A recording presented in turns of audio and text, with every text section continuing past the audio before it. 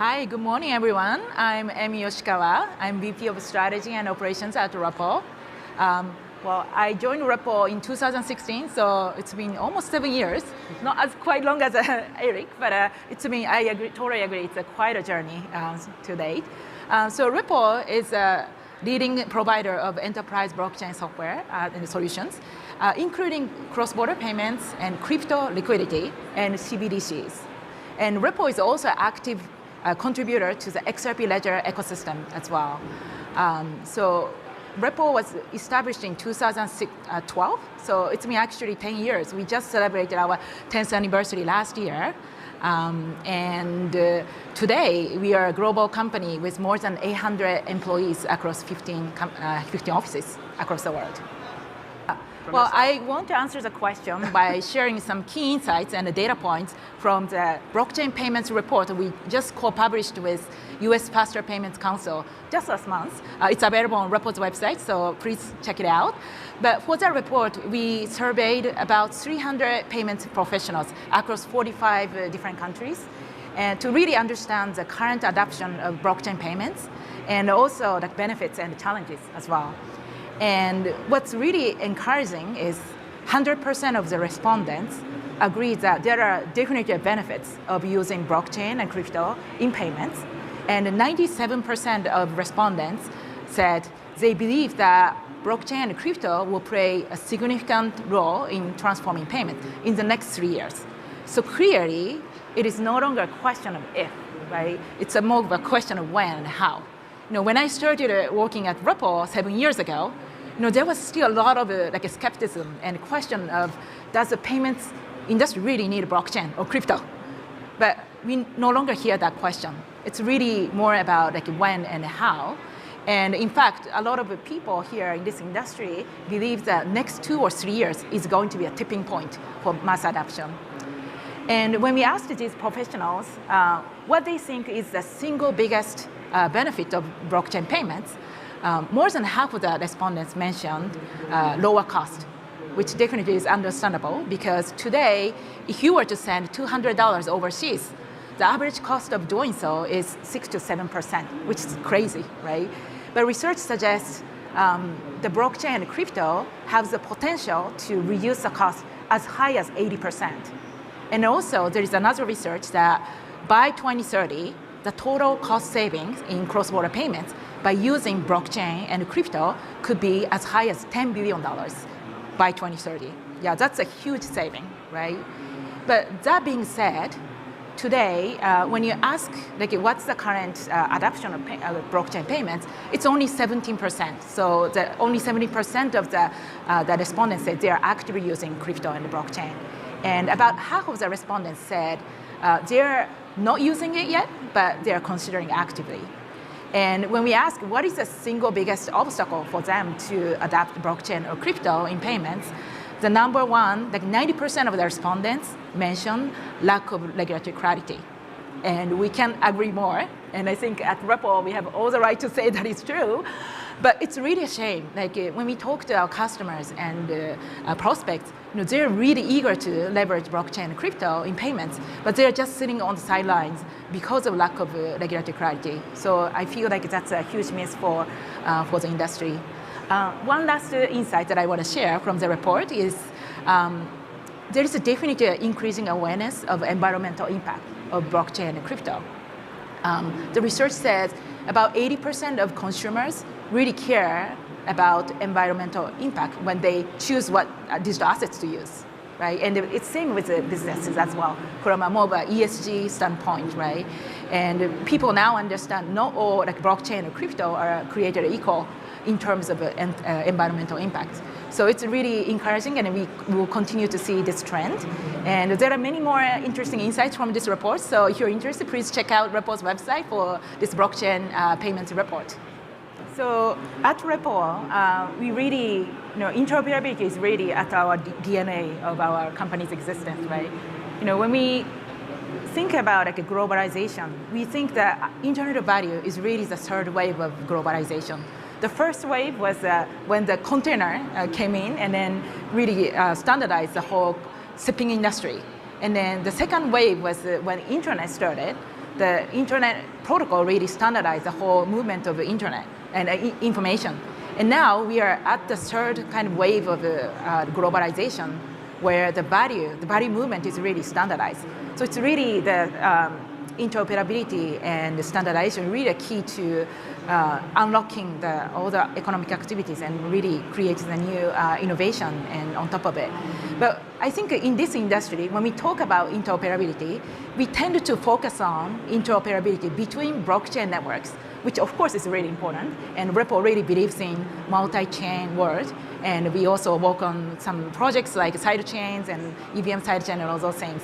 That's definitely important. But also, we really have to focus on the interoperability between blockchain network and also traditional financial networks and the traditional payments network as well. One example is that Ripple became the first blockchain company to adapt and support ISO 20 or 22, which is quickly becoming de facto messaging standard for all sorts of financial transactions, including payments, right? And we became the first blockchain company to join the standard body several years ago.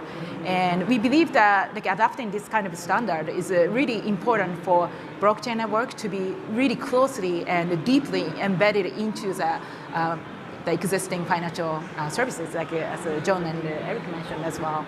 I think particularly this ISO 20 or 22 is really important in a sense. Well, first, because of the rich data that's enabled by this standard, it really improves the reconciliation process and also the STP as well, that will ultimately drive the cost down and also improves the speed as well.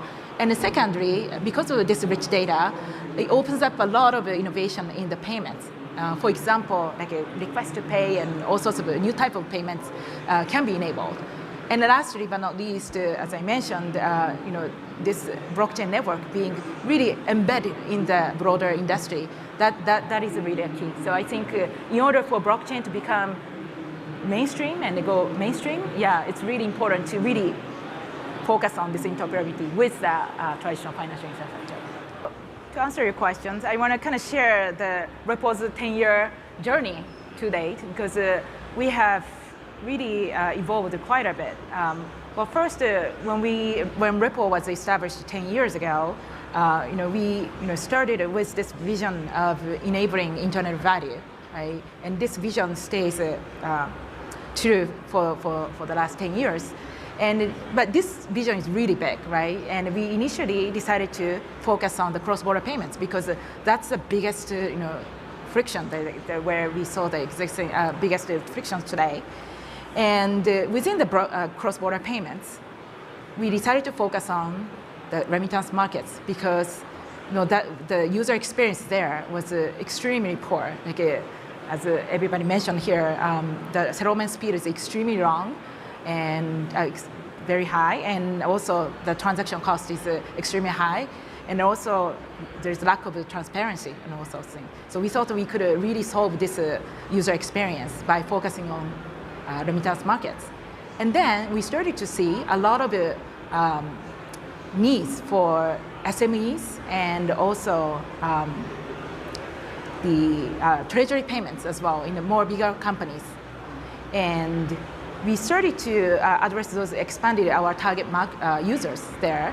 And along the way, we had to build really good crypto liquidity skill sets and also management skills as well.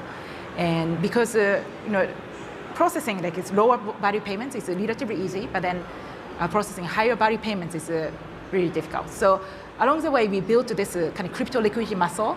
And along the way, we realized that there are a lot of companies out there, enterprises, as they get into crypto market and as they build crypto-based solutions, they need to access this crypto liquidity. So we actually had a kind of aha moment, and we decided to productize and commercialize our crypto liquidity skill sets.